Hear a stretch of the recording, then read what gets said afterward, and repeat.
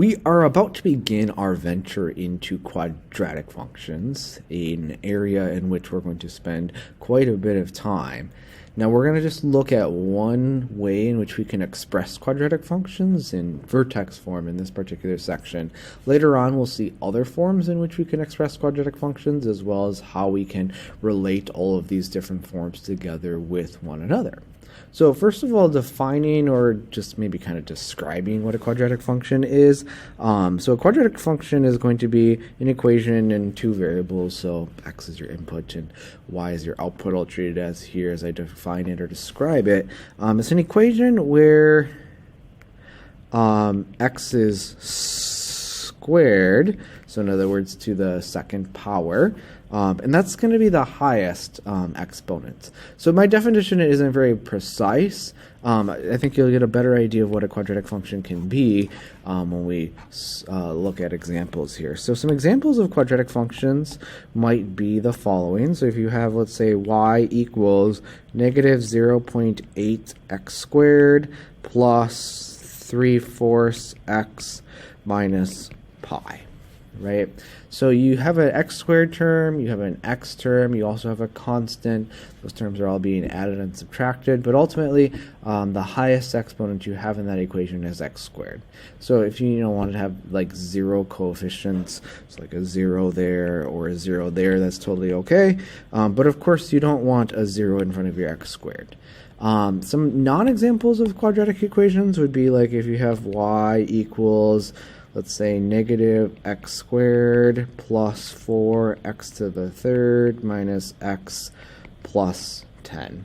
That would not be a quadratic function because in there's an exponent that's higher than 2, which makes it no longer quadratic. It makes it a different sort of relation that we'll talk about later on. So that's not considered quadratic, as well as if you had, let's say, y equals 1/2 x plus 4. That's not quadratic because there is no x squared term in that particular equation at all. It'd really just be a linear sort of function because it's an mx plus b sort of equation. So as we're dealing with quadratic functions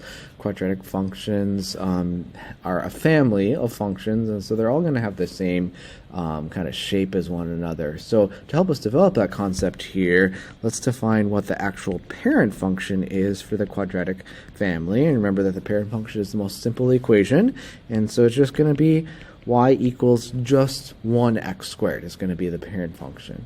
And so if you think about what sorts of values are going to be in this relationship, if we make a little table of values here, we know that if we pick 0 for x, 0 squared, or 0 times 0 is going to give you 0. If we were to plug in a negative 1 for x, then negative 1 times negative 1 is going to be a positive 1.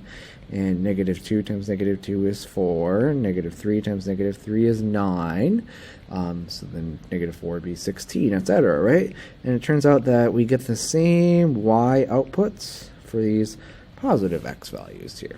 So what we're going to see for ordered pairs here is we're going to see kind of a nice little symmetry going on right here. And of course, that dot's in the wrong spot. Of course, this is continuous because we can plug in decimal x values and then get, of course, decimal y outputs as well. And so what we end up getting right there is we get a shape that it kind of looks like the letter U, but we're not going to call it that because it actually has a name. So that particular shape right there is what we denote as this 8-letter word of a parabola. Now, a parabola does have characteristics similar to like the absolute value function v shape that we saw, because this point right here at the tip of the parabola we also call the vertex of the graph. And then also similarly, if you do cut this parabola right through the vertex right there, so through that dotted line, that's going to make a mirror image on both sides of this line, and so we do denote that blue line right there as being the axis of symmetry, or the line of symmetry, the line of reflection for that particular graph. So I just wanted to make sure that we summarize the parent functions that we have seen so far for different families of functions. So whenever you have graphs of lines, they're always of the form y equals mx plus b, but in terms of a parent function, just y equals x is the most basic equation, and that's what we're seeing graphed right there. V-shaped graphs, we have the absolute value function family, which is defined by the equation y equals absolute value x. And then what we're seeing right there is that parabola, which is defined by the quadratic function family. The parent function that you see is graphed there is y equals x squared. So I do want to help you understand that when we talk about these function families, this is the family of functions that are called the linear functions. And when we do look at the graphs, we do call them lines. So the name of the function family does match the shape. This right here would be the absolute value function family. And when we say the name of the shape of the graph, we don't really call it an absolute value graph. Usually I'll describe it at least as kind of a V shape, because that's usually what it looks like. And then for the last family right here, we have what's called the quadratic function family. But we don't call the graph that it makes a quadratic. So when we see that particular shape right there, the only thing that we will call it is a parabola. So you have to make sure that you understand that there's different terminology that we use when we talk about the function family there, and then the actual shape that a quadratic is going to make, which is that of a parabola.